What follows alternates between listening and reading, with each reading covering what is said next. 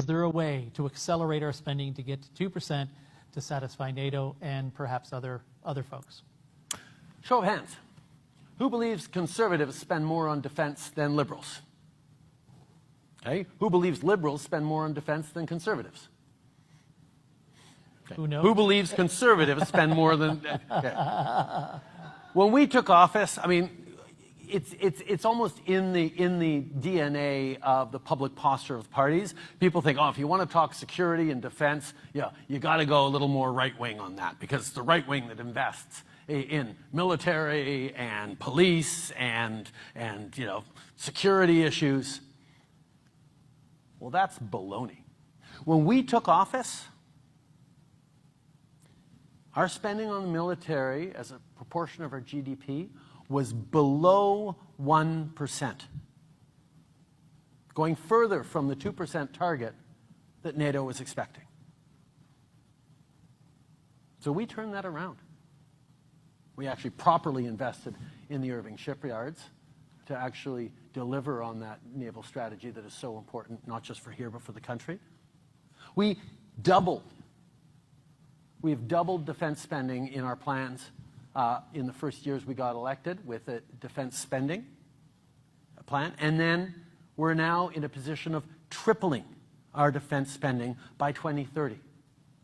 We will reach 2% by 2032, according to NATO's numbers, because the world is more complex, more challenging, and yes, more dangerous. And Canada particularly has to do a better job of stepping up to protect the Arctic. And we are doing it. I have laid out a plan to do it that includes submarines. Yes, I know Halifax is pitching to maintain those submarines once we buy them. We have a plan in place on it. You know who doesn't want to talk about defense spending? Pierre Poilievre. He doesn't have any plan. He hasn't committed to reach 2% anytime soon, not certainly by 2032. And in a parenthesis on national security and taking those things seriously, you should all wonder, why is it that Pierre Poilievre, who made such a big deal about foreign interference last year, talked about it every single day, and the threats to Canada and threats to democracy, won't even take a top-secret briefing from our intelligence agencies on threats to his own party. He has refused to get the security clearance necessary to be briefed up by CSIS on foreign interference threats to Canada and to our democracy. Even the separatist, Yves-François Blanchet, the leader of the Bloc Québécois, accepted to take Canada's security clearance and briefing. But Pierre Poilievre won't. Why? Because he would rather play politics with national security than actually get briefed up on the facts of real threats that Canada is facing. So don't talk to me about, not you, but in general, don't talk to me about conservatives and defense spending or conservatives and national security. They're just not showing any responsible leadership. They're playing politics. They're very good at it. You can just look at the polls and see that that's working. But will it hold to be able to be resolved?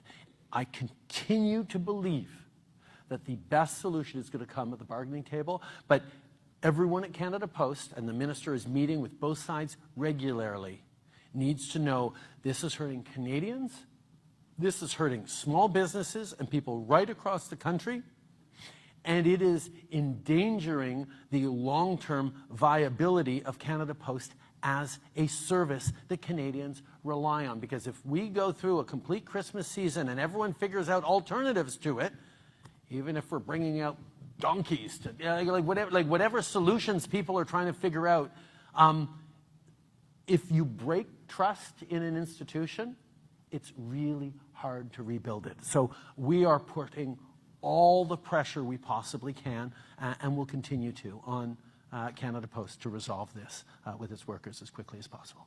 What will be an election year next year, and my only request for everyone is to be really thoughtful and go into the choices you make with eyes wide open. I think there's a number of folks in different countries, and I won't point out any particular one, where folks are going to be wondering about the choice they may be made in elections. Let's not be that kind of country in Canada. Let's be deliberate about the choices we make.